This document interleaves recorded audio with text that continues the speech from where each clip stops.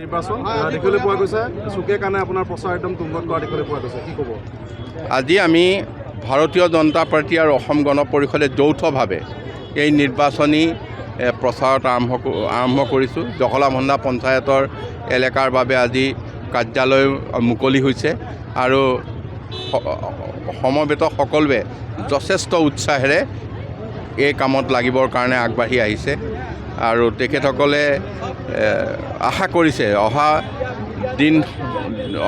আহিব লগা দিনত অধিক ভোটৰ বিনিময়ত আমাৰ আগতকৈও বেছি ভোটৰ ব্যৱধানত জয় হ'ব। আজি কাৰ্যসূচী কেনেকুৱা দিনটো? আজি মই এতিয়া মিছাত এটা কাৰ্যালয়ত অনুষ্ঠিত সভা আৰম্ভ কৰিলোঁ, পূবথৰীয়াত কৰিলোঁ, ইয়াত কৰিলোঁ। এতিয়া ৰাষ্ট্ৰীয় সভাপতি ভাৰতীয় জনতা পাৰ্টীৰ নীতিন নবীন ডাঙৰীয়া আহিছে, মই তেখেতক লগ পাবলৈ বোকাখাতলৈ যাম। আপুনি এটা কথা কৈছে যে অৰুণোদয় কটাক লৈ পেলাই এটা যিহেতুকে প্ৰচাৰ চলিছে, অৰুণোদয় কাটি দিয়া হ'ব, এই কথাটো অকণমান ক'ব নেকি? কোনোবাই প্ৰচাৰ চলাই নহয়, মানুহতো MLA হোৱাই নাই, নহওঁতে প্ৰথম ৰাইজৰ ওচৰতে প্ৰস্তুত যে আপোনাৰ অৰুণোদয় কাটি দিম। আৰম্ভণিটোৱে যদি এইটো হয় তেতিয়াহ'লে পিছৰটো কি হ'ব? আমিতো কাকো এতিয়ালৈকে অৰুণোদয় কাটি দিম বুলি কোৱা নাই।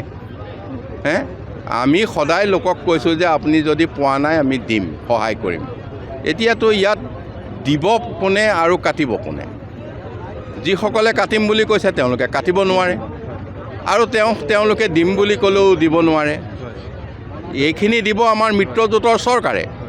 মিত্ৰজোঁটৰ চৰকাৰত যোন থাকে তেওঁলোকে দিব, কিন্তু কাৰো অৰুণোদয় নাকাটে। একাংশ নিলম্বিত শিক্ষকো এতিয়া আপোনাৰ বিৰুদ্ধে সৰব হৈ পৰা দেখিবলৈ পোৱা গৈছে। বহুতো প্ৰচাৰ নিলম্বিত শিক্ষকো দেখিবলৈ পোৱা গৈছে, প্ৰচাৰ আৰম্ভ কৰা দেখিবলৈ পোৱা গৈছে। নিলম্বিত শিক্ষক হৈছে নেকি? মই গম পোৱা নাই। গতিকে প্ৰচাৰ চলোৱা দেখিবলৈ পোৱা গৈছে।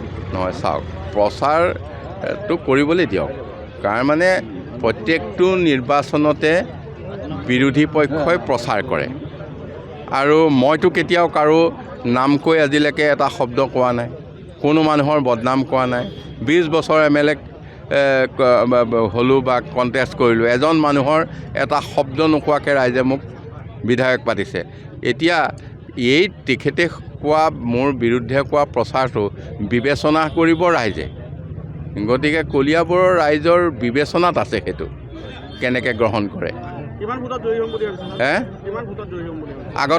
আগতকৈ অধিক ভোটৰ ব্যৱধানত এইটো জয় হ'ব এইবাৰ। যিকোনো খবৰৰ বাবে যোগাযোগ কৰক আমাৰ এই নম্বৰত 9181 307 2221।